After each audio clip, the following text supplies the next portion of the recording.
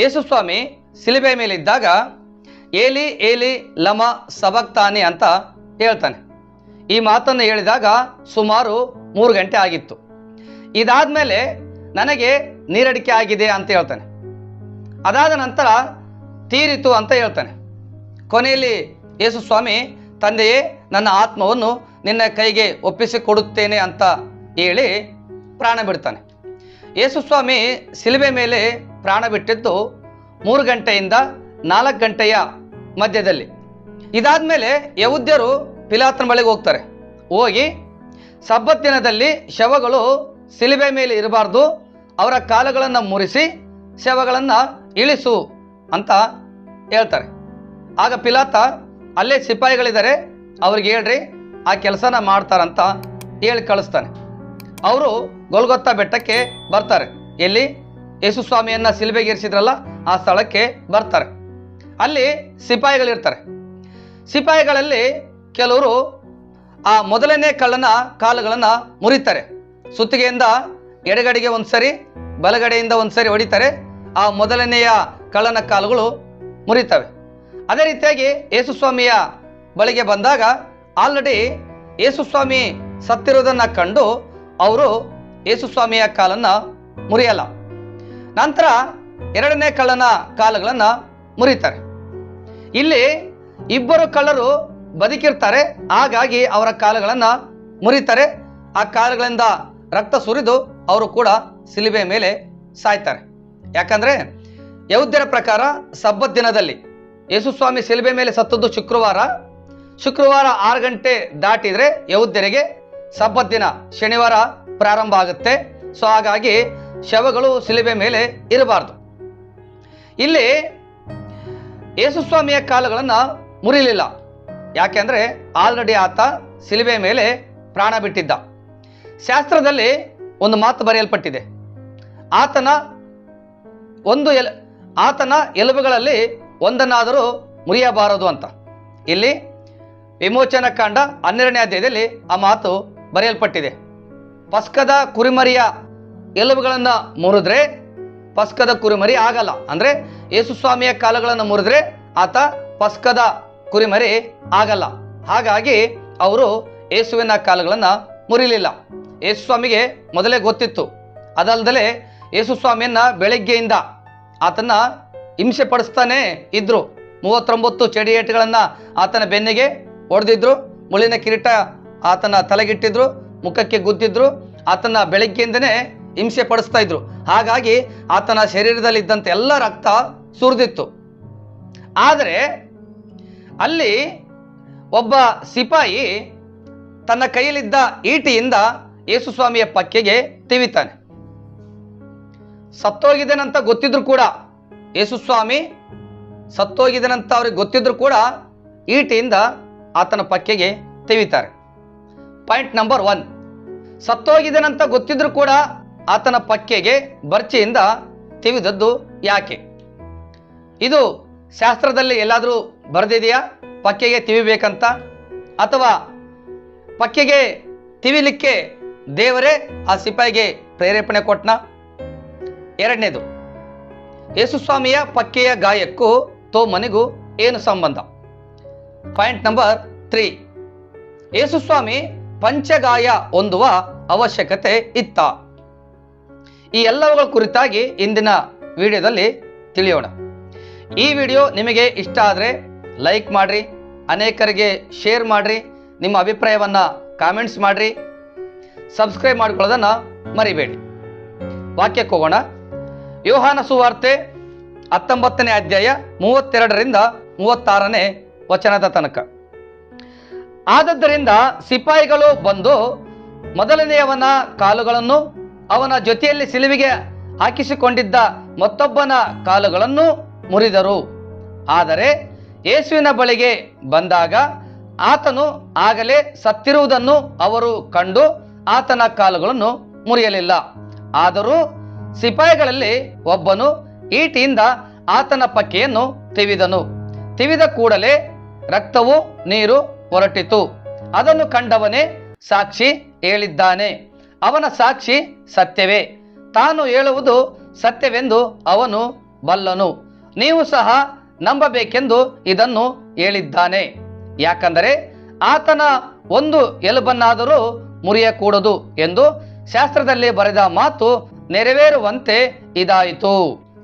ಯೇಸುಸ್ವಾಮಿಯ ಪಕ್ಕೆಗೆ ತಿವಿದಾಗ ರಕ್ತ ನೀರು ಹೊರಟಿತು. ಅದು ಹೊರಡಲೇಬೇಕು. ಯೇಸುಸ್ವಾಮಿಯ ದೇಹದಲ್ಲಿ ರಕ್ತ ನೀರು ಇರಬಾರ್ದು. ಆ ನೀರು ರಕ್ತ ಯಾವುದು ಕೂಡ ಆತ್ಮಿಕವಾದದ್ದಲ್ಲ, ಅದು ಭೌತಿಕವಾದದ್ದು. ಹಾಗಾಗಿ ಆ ರಕ್ತ ಮತ್ತು ನೀರು ಆತನ ದೇಹದಿಂದ ಹೊರಗಡೆ ಬಂತು. ಇಲ್ಲಿ ಒಂದು ಎಲುಬನ್ನಾದರೂ ಮುರಿಯಬಾರದು, ಶಾಸ್ತ್ರದ ಮಾತು ನೆರವೇರುವಂತೆ ಇದಾಯಿತು ಅಂತ ಬರೆಯಲ್ಪಟ್ಟಿದೆ. ಆತನ ಕಾಲನ್ನು ಮುರಿಲಿಲ್ಲ, ಈ ಮಾತು ನೆರವೇರಿತು. ಪಕ್ಕೆಗೆ ತಿವಿಯುವ ಅವಶ್ಯಕತೆ ಏನಿತ್ತಂತ ನಾನು ಹೇಳಿದ್ನಲ್ಲ. ಒಂದು ವೇಳೆ ಯೇಸುಸ್ವಾಮಿ ಪಕ್ಕೆಗೆ ಬರ್ಚಿಯಿಂದ ತಿವಿಸಿಕೊಂಡಿಲ್ಲ, ಪಕ್ಕೆಯಲ್ಲಿ ಗಾಯ ಆಗಿಲ್ಲ ಅಂತ ಇಟ್ಕೊಳ್ಳೋಣ. ಯೇಸುಸ್ವಾಮಿ ದೇಹನ ಅರಿಮಾತ ಯೋಸೇಪ ತಗೊಂಡು ಹೋಗ್ತಾನೆ, ಯಥಾಪ್ರಕಾರವಾಗಿ ಸಮಾಧಿಯಲ್ಲಿ ಇಡ್ತಾನೆ. 3ನೇ ದಿನದಲ್ಲಿ ಯೇಸುಸ್ವಾಮಿ ಸಮಾಧಿಯಿಂದ ಎದ್ದು ಬರ್ತಾನೆ, ಶಿಷ್ಯರಿಗೆ ಕಾಣಿಸ್ಕೊಳ್ತಾನೆ. ಕಾಣಿಸ್ಕೊಂಡು ಹೇಳ್ತಾನೆ, ನನ್ನ ಎಡಗೈಗೆ ಗಾಯ ಆಗಿದೆ, ನನ್ನ ಬಲಗೈಗೂ ಕೂಡ ಮಳೆಯ ಗುರುತುಗಳಿದ್ದಾವೆ, ಕಾಲುಗಳಿಗೂ ಕೂಡ ಗುರುತುಗಳಿದ್ದಾವೆ, ನೋಡಿಕೊಳ್ರಿ ಅಂತಂದೇಳಿ ಕಾಲುಗಳನ್ನ ಕೈಗಳನ್ನ ತೋರಿಸ್ತಾನೆ. ಆವಾಗ ಎಷ್ಟು ಗಾಯಗಳಿರ್ತವೆ? 4 ಗಾಯಗಳಿರ್ತವೆ. ಕೈಗೆ 2, 2 ಕಾಲಿಗೆ 2, 4 ಆದವಲ್ಲ. ಇಲ್ಲಿ ಸೈತಾನಂಗೆ ಕೂಡ ಅವಕಾಶ ಸಿಗುತ್ತೆ. ಯಾಕಂದ್ರೆ ಸೈತಾನ ಪ್ರಕಾಶ ರೂಪವುಳ್ಳ ದೇವದೂತನ ವೇಷವನ್ನು ಹಾಕಿಕೊಳ್ಳುವ ಜ್ಞಾನ ಸಾಮರ್ಥ್ಯ ಅವನಿಗಿದೆ. ಯಾರಿಗೆ? ಸೈತಾನನಿಗೆ. ಸೊ ಅವನು ಕೂಡ ಏನ್ ಮಾಡ್ತಾನೆ, ಈ ಇಬ್ಬರ ಕಳ್ಳರಲ್ಲಿ ಒಬ್ಬನ ರೂಪ ಧರಿಸಿಕೊಂಡು ಅವನ ರೂಪದಲ್ಲಿ ಬಂದು ನನಗೂ ಕೂಡ ಗಾಯಗಳಾಗಿದೆ ನೋಡ್ರಿ ಅಂತಂದೇಳಿ ಜನರನ್ನ ಕನ್ಫ್ಯೂಸ್ ಮಾಡಲಿಕ್ಕೆ ಚಾನ್ಸಸ್ ಇದೆ. ಯಾಕಂದ್ರೆ ಅವನು ಕೂಡ ಪೂರ್ಣ ಜ್ಞಾನಿ. ಯೇಸುಸ್ವಾಮಿ ದೇವರು ಆಗಬಾರ್ದಂತ ಅವನು ಶತ ಪ್ರಯತ್ನ ಪಡ್ತಾನೆ. ಯಾರು? ಸೈತಾನ. ಯೇಸುಸ್ವಾಮಿ ದೇವರು ಆಗಬಾರ್ದಂತ ಸೈತಾನ ಶತ ಪ್ರಯತ್ನ ಪಡ್ತಾನೆ.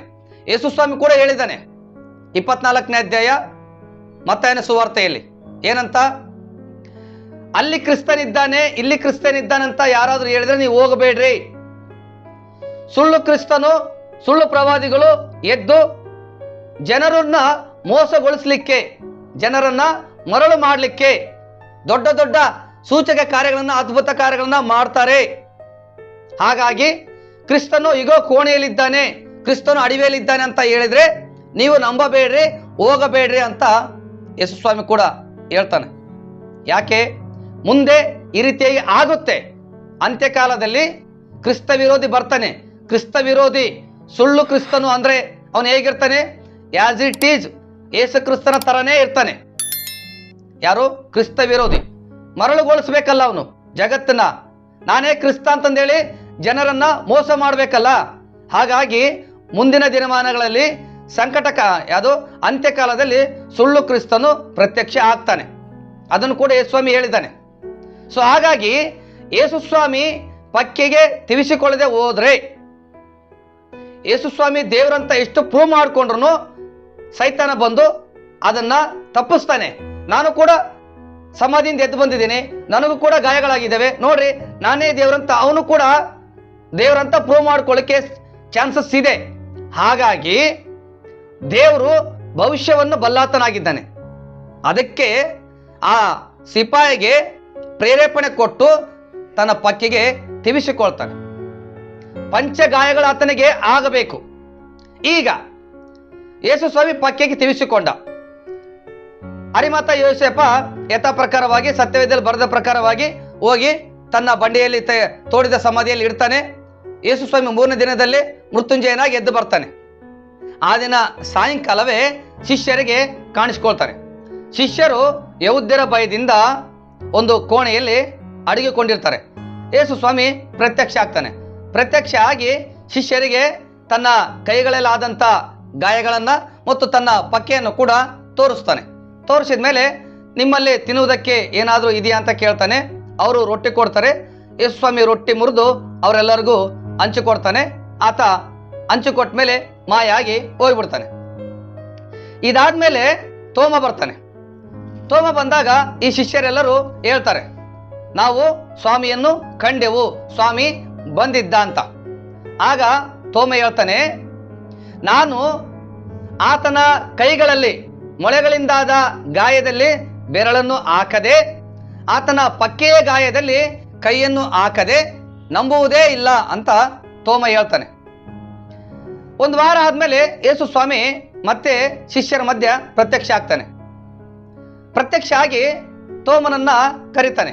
ತೋಮನೇ, ನಿನ್ನ ಕೈಯನ್ನು ಚಾಚು, ನನ್ನ ಕೈಯ ಗಾಯದಲ್ಲಿ ಬೆರಳನ್ನು ಹಾಕು, ನನ್ನ ಪಕ್ಕೆಯ ಗಾಯದಲ್ಲಿ ನಿನ್ನ ಕೈಯನ್ನು ಹಾಕು, ನಂಬುವವನಾಗು, ನಂಬದವನಾಗಬೇಡ ಅಂತ ಯೇಸು ಸ್ವಾಮಿ ತೋಮನಿಗೆ ಹೇಳ್ತಾನೆ.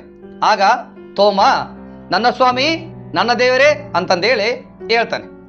ಯೇಸು ಸ್ವಾಮಿ ಪಂಚಗಾಯ ಹೊಂದಿದ್ದು ತಾನು ಈ ಜಗತ್ಗೆ ದೇವರು ಅಂತ ಪ್ರೂವ್ ಮಾಡಲಿಕ್ಕೆ ತೋಮನಿಗೆ ಬಹಳ ಪ್ರಾಮುಖ್ಯತೆ ಕೊಡ್ತಾನೆ. ಯಾರು? ಯೇಸು ಸ್ವಾಮಿ. ಕಾರಣ, ತೋಮ ಭಾರತ ದೇಶಕ್ಕೆ ಹೋಗಿ ಭಾರತೀಯರಿಗೆ ತನ್ನ ಕುರಿತಾಗಿ ಸುವಾರ್ತೆ ಹೇಳ್ಬೇಕಂತ ಯೇಸು ಸ್ವಾಮಿಯ ಚಿತ್ತ ಆಗಿತ್ತು. ಯೇಸು ತೋಮನನ್ನ ಭಾರತ ದೇಶಕ್ಕೆ ಕಳಿಸ್ಕೊಡ್ತಾನೆ. ತೋಮ ಇಂಡಿಯಾಕ್ಕೆ ಬಂದಾಗ ಮೊಟ್ಟ ಮೊದಲು ತೋಮ ಸುವಾರ್ತೆ ಹೇಳಿದ್ದು ಬ್ರಾಹ್ಮಣರಿಗೆ. ಇಲ್ಲಿ ಇರುವಂಥ ಬ್ರಾಹ್ಮಣರಿಗೆ ವೇದಗಳ ಕುರಿತಾಗಿ, ಗ್ರಂಥಗಳ ಕುರಿತಾಗಿ, ಶ್ಲೋಕ ಮಂತ್ರಗಳ ಕುರಿತಾಗಿ ಗೊತ್ತು. ನಮ್ಮ ದೇಶದ ವೇದಗಳಲ್ಲಿ, ಗ್ರಂಥಗಳಲ್ಲಿ, ಶ್ಲೋಕ ಮಂತ್ರಗಳಲ್ಲಿ ದೇವರು ಯಾವ ರೀತಿಯಾಗಿ ಇರ್ತಾನೆ ಅಂತ ಇವರು ಬರೆದಿದ್ದಾರೆ. ಉದಾಹರಣೆಗೆ, ದೇವರು ಕನ್ಯೆಯಲ್ಲಿ ಜನಿಸಿ ಬರ್ತಾನೆ, ಪ್ರಜಾಪತಿ ಬಂದು ಯಜ್ಞ ಆಗ್ತಾನೆ, ಸರ್ವಪಾಪ ಪರಿಹಾರಕ್ಕೆ ಪರಮಾತ್ಮನೇ ಬಂದು ಬಲಿ ಆಗ್ತಾನೆ ಅಂತ ವೇದಗಳಲ್ಲಿ ಬರೆದಿದೆ. ಆದರೆ ಆ ಮಂತ್ರಗಳು ಈಗ ಇಲ್ಲ. 1985ರಲ್ಲಿ ಯೇಸು ಸ್ವಾಮಿಗೆ ಸಂಬಂಧಪಟ್ಟಂಥ ಮಂತ್ರಗಳು, ಶ್ಲೋಕಗಳು ಏನಿದ್ವೋ ಅವನ್ನೆಲ್ಲ ವೇದಗಳಿಂದ ತೆಗೆದುಹಾಕಿದ್ದಾರೆ ಅಂತ ಕೆಲವರು ಹೇಳ್ತಾರೆ. ಅದು ನನಗೆ ಗೊತ್ತಿಲ್ಲ, ಇದ್ರೆ ಇರ್ಬೋದು.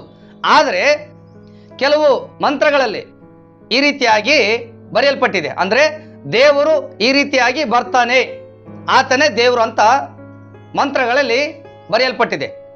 ಅದು ನಮ್ಮ ದೇಶಕ್ಕೆ ಬಂದಾಗ ತೋಮ ಬ್ರಾಹ್ಮಣಿಗೆ ಸುವಾರ್ತೆ ಹೇಳಿದಾಗ ಇವರು ಈ ಮಂತ್ರಗಳನ್ನ ಬಲ್ಲವರಾಗಿದ್ದಾರೆ. ಸೊ ಇವರಿಗೆ ಸುವಾರ್ತೆ ಹೇಳ್ಬೇಕಂದ್ರೆ ಅಷ್ಟು ಸುಲಭದ ಕೆಲಸ ಅಲ್ಲ. ಈ ಮಂತ್ರಗಳು ಏನನ್ನ ಸೂಚಿಸ್ತವೆ? ಬ್ರಹ್ಮಪುತ್ರನನ್ನ. ಬ್ರಹ್ಮಪುತ್ರ ಅಂದ್ರೆ ದೇವರ ಮಗ. ಎರಡನೇದು ಉಮತ್ಯಾಯ. ಉಮತ್ಯಾಯ ಅಂದ್ರೇನು? ಆತ್ಮನಿಂದ ಹುಟ್ಟಿದವನು. ಆತ್ಮನಿಂದ ಹುಟ್ಟಿದ್ಯಾರು? ಯೇಸು ಸ್ವಾಮಿ. ಪವಿತ್ರಾತ್ಮ ಮರಿಯಳ ಮೇಲೆ ಬರುತ್ತೆ. ಆ ಪವಿತ್ರಾತ್ಮದಿಂದ ಆಕೆ ಗರ್ಭವತಿಯಾಗಿ ಯೇಸು ಸ್ವಾಮಿನ ಅಡಿತಾಳೆ. ಇನ್ನು ಮೂರನೇದು ಕನ್ಯಾ ಸುತಾಯ ನಮಃ. ಕನ್ಯೆ ಯಾರು? ಮರಿಯಳೆ ಕನ್ಯೆ. ಕನ್ಯೆ ಗರ್ಭದಲ್ಲಿ ಜನಿಸಿ ಬಂದದ್ಯಾರು? ಯೇಸು ಸ್ವಾಮಿ. ನಾಲ್ಕನೇದು ದರಿದ್ರ ನಾರಾಯಣ. ನಾರಾಯಣ ಅಂದ್ರೆ ಉನ್ನತದಲ್ಲಿ ಇರುವಂತ ದೇವರು, ಅತ್ಯಂತ ಶ್ರೀಮಂತ. ದರಿದ್ರ ಅಂದ್ರೆ ನಿರ್ಗತಿಕ, ಬಡವ ಅಂತ ಅರ್ಥ. ಅಂದ್ರೆ ಐಶ್ವರ್ಯವಂತನಾದಂಥ ದೇವರು ದರಿದ್ರನಾಗಿ ಬಂದ ಅಂತಂದೇಳಿ ಆ ಒಂದು ಮಂತ್ರದ ಅರ್ಥ. ಮತ್ತೆ ಐದನೇದು ಪಂಚಗಾಯಾಯ ನಮಃ. ಪಂಚಗಾಯಗಳನ್ನು ಹೊಂದಿದ ದೇವರು ಯಾರಿದ್ದಾರೆ ಇಲ್ಲಿ? ಯೇಸು ಸ್ವಾಮಿ ಒಬ್ಬರೇ ಇರೋದು. ಸೊ ಇವನ್ನ ಇಟ್ಕೊಂಡು ತೋಮ ಬ್ರಾಹ್ಮಣರಿಗೆ ಸುವಾರ್ತೆ ಹೇಳ್ತಾನೆ ಅಂತೆ. ಅದರ ಜೊತೆಗೆ ಮೃತ್ಯುಂಜಯಾಯ ನಮಃ. ಮೃತ್ಯುವನ್ನ ಜಯಿಸಿದಂಥ ದೇವರು ಜಗತ್ತಿನಾಗ ಯಾರಿದ್ದಾರೆ? ಯೇಸು ಸ್ವಾಮಿ ಒಬ್ಬನೇ. ಯೇಸು ಸ್ವಾಮಿಯೇ ಮೃತ್ಯುವನ್ನು ಜಯಿಸಿ ಪುನರುತ್ಥಾನ ಹೊಂದಿ ಬಂದಂತ ದೇವರು.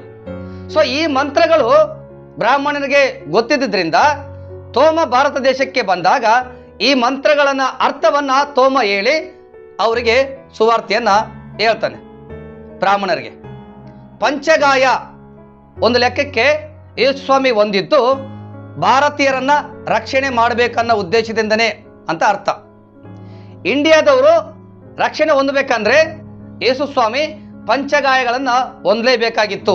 ಒಂದು ಮಾತಿನಲ್ಲಿ ಹೇಳ್ಬೇಕಂದ್ರೆ ನಾವು ರಕ್ಷಣೆಗೆ ಬರಬೇಕು. ಇಂಡಿಯಾದವರು, ಭಾರತೀಯರು ರಕ್ಷಣೆ ಹೊಂದಬೇಕಂತಾನೆ ಯೇಸು ಸ್ವಾಮಿ ಪಕ್ಕೆಗೆ ತಿವಿಸಿಕೊಂಡ. ಆ ಸಿಪಾಯಿ ಕೈಯಿಂದ ಈಟಿಯಿಂದ ಪಕ್ಕೆಗೆ ತಿವಿಸಿಕೊಂಡ ಅಂತ ಅರ್ಥ. ಒಂದು ವೇಳೆ ಯೇಸು ಸ್ವಾಮಿ ಪಂಚಗಾಯ ಹೊಂದದೆ ಹೋಗಿದ್ರೆ ಇಲ್ಲಿ ಇರುವಂತ ಬ್ರಾಹ್ಮಣರು ಯೇಸು ಸ್ವಾಮಿನ ದೇವರು ರಕ್ಷಕ ಅಂತ ಒಪ್ಪಿಕೊಳ್ತಿದ್ದಿಲ್ಲ. ಸೊ ಒಂದು ಕಡೆಗೆ ಸೈತಾನ ತಾನು ಕೂಡ ದೇವರು ಅಂತಂದೇಳಿ ಬಂದು ತನ್ನನ್ನು ತಾನು ಪ್ರೂವ್ ಮಾಡ್ಕೊಳ್ತಾನೆ. ಯಾವಾಗ ಪಂಚಗಾಯಗಳನ್ನು ಯೇಸು ಸ್ವಾಮಿ ಹೊಂದದೇ ಇದ್ದಾಗ, ಪಕ್ಕೆಯಲ್ಲಿ ಗಾಯ ಹೊಂದದೇ ಇದ್ದಾಗ ಸೈತಾನ ಕೂಡ ತಾನು ದೇವರಂತ ಪ್ರೂವ್ ಮಾಡ್ಕೊಳ್ಳಿಕ್ಕೆ ಚಾನ್ಸಸ್ ಇದೆ. ಎರಡನೇದು, ಭಾರತೀಯರು ರಕ್ಷಣೆ ಹೊಂದಬೇಕಂತ ದೇವರ ಚಿತ್ತ ಇದೆ. ಆ ಭಾರತೀಯರಿಗೆ ಸುವಾರ್ತೆನ ಸಾರಬೇಕು, ಅದು ತೋಮನೆ ಆಗಬೇಕು. ತೋಮ ಕಣ್ಣಾರ ಆ ಸಾಕ್ಷಿಯನ್ನು ಕಾಣಬೇಕು, ಕಂಡು ಬಂದು ಭಾರತ ದೇಶದಲ್ಲಿ ಜನರಿಗೆ ಸುವಾರ್ತೆ ಹೇಳಬೇಕು, ಹಿಂದೂಗಳನ್ನು ಕೂಡ ಇಂಡಿಯಾದವರನ್ನು ಕೂಡ ರಕ್ಷಣೆಗೆ ತರಬೇಕು ಅಂತ ದೇವರ ಚಿತ್ತ ಇತ್ತು. ಹಾಗಾಗಿ ಯೇಸು ಸ್ವಾಮಿ ಪಂಚಗಾಯಗಳನ್ನು ಹೊಂದಿದ. ಯೇಸು ಸ್ವಾಮಿಯ ಆ ಪಂಚಗಾಯಗಳಿಂದನೇ ನಾನು ನೀವು ರಕ್ಷಣೆ ಹೊಂದಿದ್ದೀವಿ.